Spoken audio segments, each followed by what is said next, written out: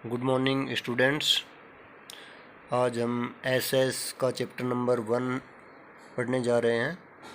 Tracing changes through 1000 years history का chapter है। तो सबसे पहले हिस्ट्री, व्हाट इज हिस्ट्री, तो मैंने अंडरलाइन कर रखी है मेन जो भी चीज़ें हैं वो, तो आपको उनको ध्यान में रखते हुए इसको स्टडी करना है।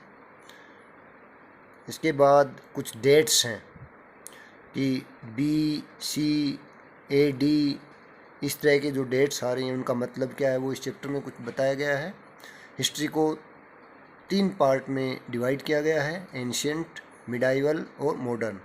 आज के चैप्टर में हम मिडाइवल हिस्ट्री के बारे में ज़्यादा बातें देखेंगे। कौन लोग थे, अरब कहाँ से आए, जैसे अंग्रेज़ व्यापारी के रूप में आए थे वैसे ही अरब हैं वो इंडिया में ट्रेडर के रूप में आए थे। और उनकी मुख्य जो लैंग्वेज थी, कोर्ट लैंग्वेज, दरबारी भाषा जिसको कहा जाता है, वो पर्शियन, पारसी भाषा थी। चोल हैं, उन्होंने दूर देशों में, चोल जो लोग थे, साउथ इंडिया में चोल वंश रहा है, तो दूर देशों में उन्होंने अपने व्यापारिक मिशन भेजे। और मुग़ल हैं, उनके बाद मुग़ल लोग जो आते हैं, उन्होंने दिल्ली सल्तनत थी, मुग़लों से पहले दिल्ली में दिल्ली सल्तनत के नाम से राज्य होता था, राज होता था, उनको रिप्लेस कर दिया, उनकी जगह ले ली। और मुग़ल थे वो सेंट्रल एशिया से आए थे। तो इस तरह की मुख्य चीज़ें हमें ध्यान में रखनी है और उनको लर्न करना है। मेन चीज़ें मैंने अंडरलाइन भी कर रखी हैं पेंसिल से। इसके अलावा कई कई बार पूछा जाता है कि मैंगोज, टोबैको, ग्रेप्स, आइस, ये सब चीज़ें हैं इंडिया में इंट्रोड्यूस्ड किन लोगों के द्वारा हुई, तो पूछा जा सकता है ये मुग़ल पीरियड में हुई थी, मुग़ल लोगों के द्वारा हुई थी। तो इन चीज़ों को ध्यान में रखते हुए हम चैप्टर को पढ़ेंगे। उसके बाद आगे आप चलेंगे तो इसमें कुछ लेखक हुए हैं, जैसे मिनहाज सिराज, ठीक है, जिसने पर्शियन भाषा में काम किया है। कौन था, कहाँ का था, ये चीज़ें अंडरलाइन मिलेंगी आपको। विलेज का जो हेड था उसको ग्रामीणी बोला जाता था, बाद में उसे मुकद्दम भी कहा गया। ये चीज़ें आगे क्वेश्चंस में भी आएंगी, फिल इन द ब्लैंक्स में भी ये चीज़ें पूछी जाएंगी। तो कई बार क्या होता है, एग्ज़ाम में जो आगे के क्वेश्चन है वो नहीं आके उनसे रिलेटेड कहीं कोई दूसरा क्वेश्चन है वो आ जाता है, तो इसलिए हमें ध्यान रखना है। जैसे परगना है, परगना है वो ग्रुप्स था, विलेजेस का, गांव का, ठीक है। सरकार था, सरकार शब्द है वो मिडाइवल टाइम में प्रोविंस के लिए यूज किया जाता था। सिख, सिख किसको, ज़िले को कहा जाता था। इस तरह की चीज़ें हमें याद रखनी है। फॉरेनर वर्ड है, उसके बारे में क्या कुछ बताया गया वो भी हमें ध्यान रखना है। तो हिस्ट्री का जो स्टडी हम करते हैं, ठीक है, 3 भागों में मुख्य रूप से कैसे डिवाइड किया गया है, वो है पॉलिटिकल हिस्ट्री, तो इसकी डेफिनेशन आपको पता होनी चाहिए। इकोनॉमिक हिस्ट्री यानी आर्थिक इतिहास, पहला था राजनीतिक इतिहास, आर्थिक इतिहास। इसी तरह से आर्ट हिस्ट्री और सोशल हिस्ट्री, इनकी डेफिनेशन इनके सामने है, वो आपको पता होनी चाहिए। उसके बाद आगे अपन चलेंगे तो इसमें है new social and political groups, नए सामाजिक और राजनीतिक समूह बने, ठीक है। यानी मिडाइवल जो काल था उसमें 700 से लेके 1750 के बीच में बहुत सारे परिवर्तन हुए। इतिहासकारों ने उनके बारे में लिखा है, बहुत सारी बुक्स लिखी गई हैं। तो यहाँ आगे हम बुक्स के बारे में भी देखेंगे। बुक्स के जो लेखक हैं उनका नाम, कि कौन सा लेखक कब हुआ है, कौन सी बुक लिखी है, किस राजा के काल में वो रहा है। अच्छा, दूसरा ये था कि बहुत सारे जो गांव होते थे उनका एक मुखिया होता था जिसको चीफ टेन कहा गया, अंडरलाइन कर रखा है। रीजन एंड एम्पायर यानी जो क्षेत्र थे और साम्राज्य, उन साम्राज्य के बारे में हम पढ़ेंगे। आगे हम चलें तो लैंग्वेज एंड रीजन यानी भाषाएं, कौन सी भाषा काम में ली जाती थी अलग अलग काल में। मिडाइवल काल में भी अलग अलग लोग आए हैं। तुर्क लोग थे, वो कौन सी भाषा यूज़ करते थे। मुग़ल लोग थे, उनकी भाषा क्या थी। उर्दू कब और कैसे आई, ठीक है। इन सब चीज़ों के बारे में हमें पढ़ना है। और 1318 1318 द पोइट आमिर खुसरो, ठीक है, कि उसने देखा कि एक लैंग्वेज पूरे क्षेत्र में, इस ज़मीन के प्रत्येक क्षेत्र में फैली हुई है, ठीक है। तो उस हिसाब से उसने देखा कि लाहौरी, कश्मीरी, अलग अलग भाषाएं उस टाइम चल रही थी। आमिर खुसरो ने नोट, ये जो भाषाएं थी उनके बारे में बताया। और उसने एक बात कही कि जो संस्कृत भाषा थी वो कॉमन लोगों की भाषा नहीं थी, वो ब्राह्मण लोगों की भाषा थी, जो पढ़े लिखे लोग थे उस टाइम, उनकी भाषा थी, वो संस्कृत भाषा थी। ओल्ड एंड न्यू रिलीजन्स, पुराने और नए धर्म। अब देखिए, धर्म अलग अलग धर्म थे, जैसे आज हम हिंदू, मुस्लिम, सिख, ईसाई, इस तरह के जो धर्म हैं उनके बारे में पढ़ते हैं, वैसे ही उस टाइम में जो लोग आए, राजा बन के आए या यहाँ पे उन्होंने आक्रमण करके किसी राज्य को जीत लिया, तो उन्होंने अपने हिसाब से नए धर्म की स्थापना की। इसके अलावा अलग अलग देवता हुए हैं, हर एक रूलर था वो अपना एक इष्ट देव है उसकी पूजा करता था। और ब्राह्मण लोगों को संस्कृत का अच्छा नॉलेज होने के कारण सोसाइटी में, समाज में उनका बहुत बड़ा अच्छा रिस्पेक्ट था। ठीक है। और इसी में आगे हम जो व्यापारी लिखा है, अंडरलाइन देखेंगे आप, आगे चलेंगे तो मर्चेंट एंड माइग्रेंट्स यानी व्यापारी और जो एक जगह से दूसरी जगह आने जाने वाले लोग थे, उन्होंने क्या किया, first introduce the teachings of holy Quran to India. Bharat के अंदर जो पवित्र किताब है मुस्लिम लोगों की, ठीक है, उसका शुरुआत की, उसकी जो शिक्षाएं हैं उनको फैलाया। ये 7वीं शताब्दी की बात है। तो ये चीज़ें अंडरलाइन की हुई हैं। और हिस्टोरियंस, इतिहासकार, जिन लोगों ने इतिहास की किताबें लिखी हैं, पुराना इतिहास लिखा है, और कहाँ से उनको वो मिला, उनके सोर्सेज क्या थे, वो सब चीज़ें भी इसमें बताई गई हैं। तो ये चीज़ अंडरलाइन कर रखी है।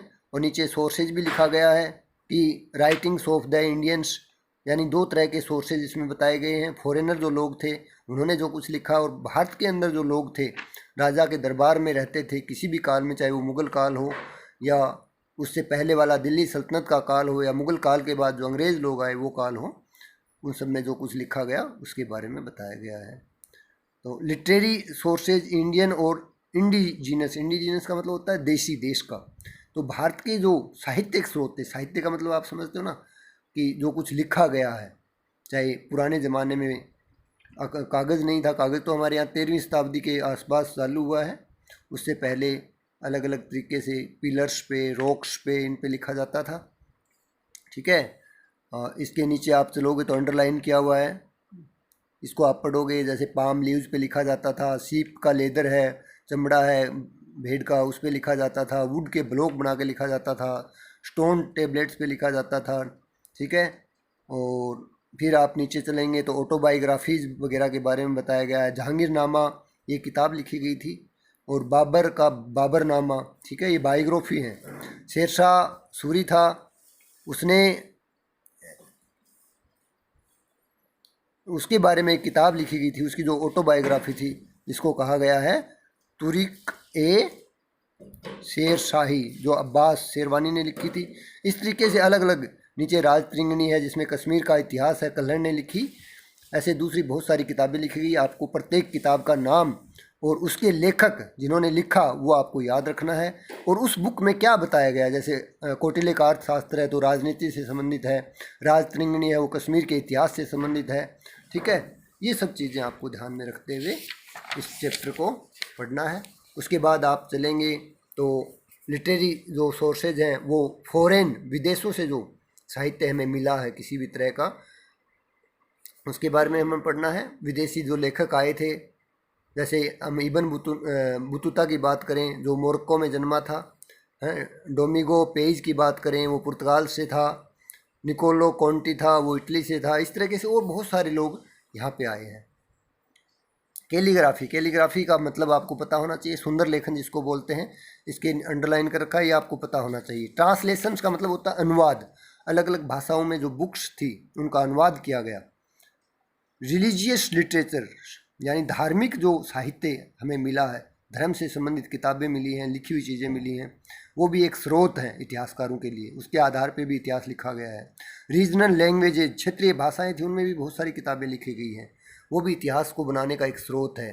और आर्चिवल रिकॉर्ड्स का मतलब होता है अभिलेख होते हैं, अभिलेख जो लिखे गए हैं, जो आज अभिलेखागारों में, जैसे हमारे अभिलेखागार बीकानेर में है तो उसमें सुरक्षित हैं। ओरल ट्रेडिशंस का मतलब होता है यानी कोई कहानी किसी ने किसी को बता दी, पीढ़ी दर पीढ़ी वो आगे चली गई, वो परंपराएं चलती थी, जैसे घर में कोई बुजुर्ग व्यक्ति है या कोई कहावत है, वो कोई पौराणिक कथाएं हैं, लोग बताते रहते हैं, फिर आगे से आगे अगली पीढ़ी उससे आने वाली पीढ़ी को बताती रहती है। वो सब चीज़ें इतिहास लिखने में मदद कर रही हैं। आर्कियोलॉजिकल सोर्सेज, आर्कियोलॉजिकल का मतलब होता है पुरातात्विक, ठीक है। पुरातात्विक का मतलब खुदाई में कई बार क्या होता है, ज़मीन के अंदर मकान वगैरह मिलते हैं या दूसरी मूर्तियाँ मिलती हैं, वो आर्कियोलॉजिकल सोर्सेज हैं। जैसे हड़प्पा सभ्यता थी, मोहनजोदड़ो सभ्यताएँ थी, सिंधु घाटी सभ्यता थी, ये खुदाई के अंदर मिली हैं। मोनूमेंट्स का मतलब होता है प्राचीन बड़े जो स्मारक होते हैं उनको बोला जाता है, किसी राजा ने बनाया है, ठीक है। जैसे हम अपने आसपास भी देखते हैं क्लॉक टावर्स तो हम बड़े शहरों में सब जगह ही देखते हैं, जिसको हम घंटाघर बोलते हैं। मस्जिदें हैं, पुरानी हैं, टॉम स्टोन्स हैं, वो सब क्या हैं, मोनूमेंट्स हैं। तो ये जो अंडरलाइन कर रखी हैं, खजुराहो ग्रुप है, कोणार्क उड़ीसा के अंदर है, सन टेम्पल है, ये आपको लर्न करना है, ठीक है। हुमायूं का टॉम है। उसके बाद हम आगे चलते हैं, आगे वाले हिस्से में हम पढ़ेंगे स्कल्पचर्स एंड पेंटिंग्स। स्कल्पचर्स का मतलब होता है कलाकृतियाँ। जैसे आपने प्राचीन हवेलियाँ देखी होंगी, उनके ऊपर तरह तरह के भित्ति चित्र बने हुए हैं, राजा महाराजाओं के, हाथी घोड़ों के, जानवरों के शिकार करते हुए, ठीक है। वो सब क्या हैं, स्कल्पचर्स हैं, पेंटिंग हैं। जैसे देलवाड़ा का जैन मंदिर है माउंट आबू में, ठीक है। बृहदेश्वर टेम्पल है तंजावुर में। ये सब चीज़ें आपको पढ़नी है, आप इनको पढ़ेंगे। इंस्क्रिप्शंस है, इनका जो अध्ययन किया जाता है इसको एपिग्राफी कहा जाता है। और मैंने पहले ही इस चैप्टर के वर्ड मीनिंग आपको सेंड कर रखे हैं। सबसे पहली ज़रूरत यह है कि आप वर्ड मीनिंग्स हैं उनको एक बार रिवाइज करें। वर्ड मीनिंग आपको लर्न होंगे तो आपको चैप्टर पढ़ने में दिक्कत नहीं आएगी और समझने में भी दिक्कत नहीं आएगी। कॉइन्स, विभिन्न प्रकार के कॉइन मिले हैं, सिक्के मिले हैं राजाओं के, किसी के चांदी के, सोने के या दूसरी धातु के मिले हैं, और इनका जो अध्ययन किया जाता है उसको न्यूमिस्मेटिक कहा जाता है। तो ये भी आपको ध्यान रखना है। सिक्कों का साइंस है, उसके बारे में ये चैप्टर आपका फिनिश हो गया है। उनका जो वेरियस सोर्सेज हैं उनका कैसे क्या उपयोग हुआ है। उसके बाद हम क्वेश्चन आंसर पे चलते हैं। क्वेश्चन आंसर्स में हम देखते हैं, तो इसमें आप देखेंगे मैंने इनको बता भी रखा है। तो ये तो क्वेश्चन दिए हुए आगे वाले क्वेश्चंस हैं, लेकिन हो सकता है अंदर से भी एग्जाम में कोई क्वेश्चन आ जाए, इसलिए अंदर जो भी चीज़ें अंडरलाइन कर रखी हैं वो आपको पता होना चाहिए। जैसे फिल इन द ब्लैंक्स में मैंने डाल रखा है। इसके अलावा भी कुछ पूछा जा सकता है, किसी भी बुक के बारे में पूछा जा सकता है, दिया जा सकता है। जैसे अर्थशास्त्र की बात करें हम, अर्थशास्त्र वॉज रिटन बाय, जैसे यहाँ तारीख शेर साहनी अब्बास सारवानी ने लिखी, वैसे ही अर्थशास्त्र कौटिल्य ने लिखी, चाणक्य ने लिखी। इसी तरह से दूसरी चीज़ें भी पूछी जा सकती हैं। तो ये आपको पढ़ना है। छोटे छोटे क्वेश्चन हैं इसमें, वो आपको करने हैं। 5 क्वेश्चन तो वो करने हैं, और आगे वाले 5 क्वेश्चन हैं उनको ढूंढने की कोशिश करें। अगले वीडियो में हम इनके बारे में डिटेल से बात करेंगे।